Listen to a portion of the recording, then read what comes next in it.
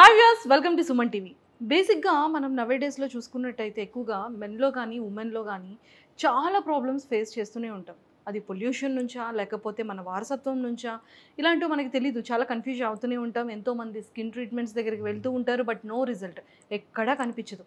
కానీ కొంతమందికి మాత్రం ఖచ్చితంగా ప్రాపర్ డాక్టర్ని కన్సల్ట్ చేస్తే అప్పుడు తెలుస్తుంది ఇది బొల్లి మచ్చలా లేకపోతే సోరియాసిసా లేకపోతే స్కిన్ డిసీజెసా ఏంటి అనేది అప్పుడు మనకు ఒక క్లారిటీ వస్తుంది. మరి ఈ విషయాలన్నీ తెలుసుకోవడానికి ఈరోజు నాతో పాటు డాక్టర్ రాజేష్ డెర్మటాలజిస్ట్ ఉన్నారు. సో మరి డాక్టర్ గారితో మాట్లాడి చాలా విషయాలు డిస్కస్ చేసేద్దాం. Hello sir. Hello, welcome to Suman TV. Thank you. Sir ఎలా ఉన్నారు? ఫైన్ అండి. సార్ చాలా మంది డౌట్ ఏంటంటే ఫస్ట్ నేను సోరియాసిస్ గురించి మాట్లాడేస్తాను.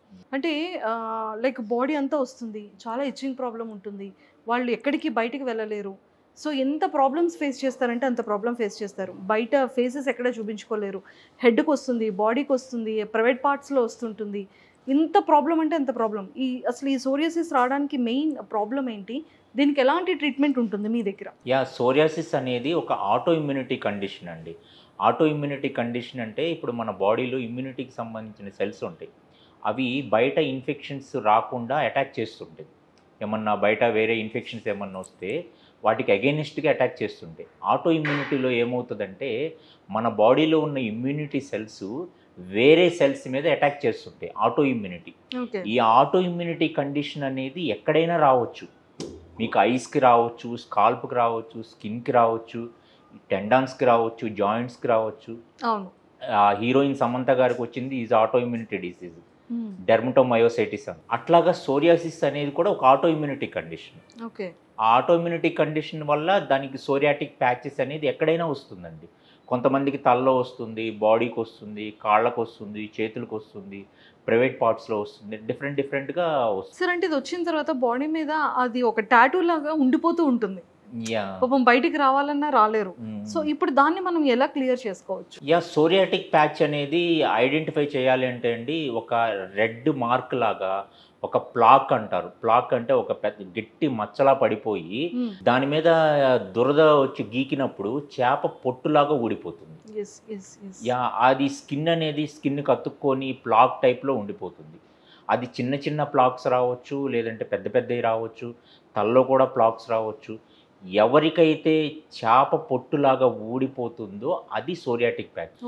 ఏదైనా వైట్ పొరల్లాగా ఊడొస్తే అది సోరియాటిక్ ప్యాచ్ కాదు, అది మేబీ ఎగ్జిమా అయి ఉండొచ్చు. అన్ని మచ్చలన్నీ కూడా సోరియాసిస్ కాదండి. కొన్ని ఎగ్జిమా కూడా ఎలర్జిక్ కండిషన్ వల్ల కూడా అట్లా మచ్చలు రావచ్చు. సార్ ఇప్పుడు అంటే హెయిర్లో డాండ్రఫ్కి సోరియాసిస్కి ఏమైనా సంబంధం ఉంటుందా? ఉంటుందండి. అదే చెప్తున్నాం కదండి. సోరియాసిస్లో అయితే మనకు ఆ ప్యాచ్ నుంచి ఆ పొట్టు అనేది చేప పొట్టులాగా ఊడిపోతుంది. అదే డాండ్రఫ్లో అయితే వైట్ పొట్టులాగా ఊడిపోతుంది. ఆ డిఫరెన్సియేషన్ అనేది ఉంటుందండి. సోరియాసిస్ అనేది ఆటో ఇమ్యూనిటీ కండిషను, డాండ్రఫ్ అనేది ఒక ఫంగల్ ఇన్ఫెక్షన్. కాబట్టి ఆ రెండింటికి డిఫరెన్సియేషన్ అనేది మీరు ఆ పర్టికులర్ కన్సల్టెంట్ డెర్మటాలజిస్ట్ని కలిస్తేనే మీకు ఆ డిఫరెన్షియేషన్ అనేది చెప్తారు. ఆ పర్టికులర్ ట్రీట్మెంట్ అనేది తీసుకోవాలండి. ఒకదానికి ట్రీట్మెంట్ తీసుకుంటే ఒకటి క్యూర్ అవ్వద్దు. ఓకే. అంటే చాలా మందికి ప్రాపర్గా అంటే ఏ డిసీజ్తో ప్రాబ్లం ఫేస్ చేస్తున్నారు అనేది చాలా మందికి తెలియదు. ముఖ్యంగా ఏంటంటే అది వాళ్ళు పాపం ఇంట్లో నుంచి బయటకు రాలేరు, ఎంప్లాయ్మెంట్ ఆఫీసెస్కి వెళ్ళలేరు, సగం సిగ్గుతోనే ఉండిపోతూ ఉంటారు అనమాట. అండ్ సార్ అంటే ఇప్పుడు వీటికి ఏమైనా పర్మనెంట్ ట్రీట్మెంట్ ఉంటుందా లేకపోతే మెడిసిన్తో క్యూర్ అవుతుందా? అంటే ఈ ట్రీట్మెంట్ ప్రాసెస్ ఏంటి? ఈ అన్ని ఆటో ఇమ్యూనిటీ కండిషన్స్ అన్నీ కూడా డిపెండింగ్ అపాన్ ఇమ్యూనిటీ బట్టి ఉంటుందండి. ఇప్పుడు ఇమ్యూనిటీ కండిషన్ అంతా బాగుండి లైఫ్ స్టైల్ డిసీజెస్ అంతా లైఫ్ స్టైల్ ఏదైతే ఉందో అది ప్రాపర్ లైఫ్ స్టైల్ కనుక మనం మెయింటైన్ చేసుకుంటూ, స్మోకింగ్ కానీ ఆల్కహాల్ కానీ తీసుకోకుండా, స్ట్రెస్ లెవెల్స్ కానీ తగ్గించుకుంటూ ఇవన్నీ చేసుకుంటే ఆ డిసీజ్ అనేది కంట్రోల్లో ఉంటుందండి. కానీ రికరెన్స్ మళ్ళీ అనేది ఛాన్సెస్ ఎక్కువ ఉంటుంది సోరియాసిస్లో. కాబట్టి it's a long term treatment అనేది ఉంటుంది. ఆ లాంగ్ టర్మ్ ట్రీట్మెంట్కి ఇప్పుడు చాలా రకాల ట్రీట్మెంట్లు, అడ్వాన్స్డ్ ట్రీట్మెంట్స్ అనేది వచ్చినాయండి. సోరియాసిస్కి ఇప్పుడు చాలా రకాల అడ్వాన్సెస్ ట్రీట్మెంట్స్ అన్నీ వచ్చినాయండి. ఒకప్పుడు ఓన్లీ ట్యాబ్లెట్స్, ఆయింట్మెంట్ మాత్రమే వచ్చేది. ఇప్పుడు ఇమ్యూనోసప్రెసెంట్స్ అని, బయోలాజికల్స్ అని ఇవన్నీ చాలా రకాల అడ్వాన్సెస్ ట్రీట్మెంట్స్ వచ్చినాయి.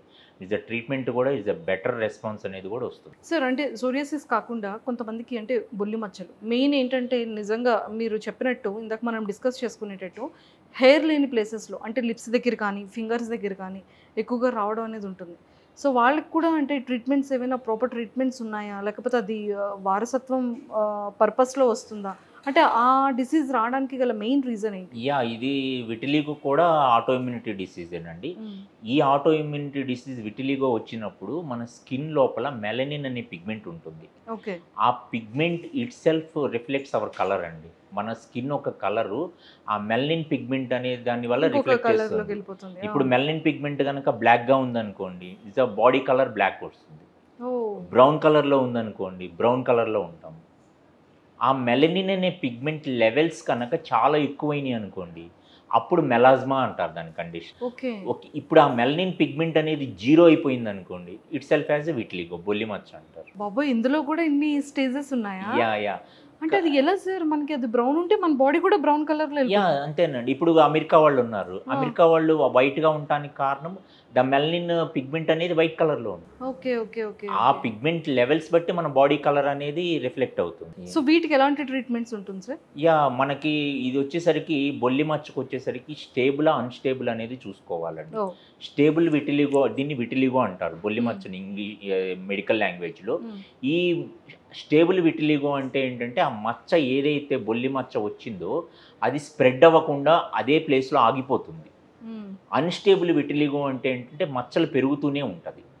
అలా మచ్చలు పెరుగుతూనే ఉన్నప్పుడు వాట్ ఇస్ ద కాజ్ అనేది చూసుకోవాలండి. ఎనీ ఆటో ఇమ్యూనిటీ కండిషన్, వేరే ఆటో ఇమ్యూనిటీ కండిషన్స్ ఏమన్నా ఉన్నాయా, థైరాయిడ్ ప్రాబ్లమ్స్ ఏమన్నా ఉన్నాయా, ఇవన్నీ కూడా కంట్రోల్ చేసుకొని ఆ అన్స్టేబుల్ విటిలిగోని స్టేబుల్ చేయాలి మనం.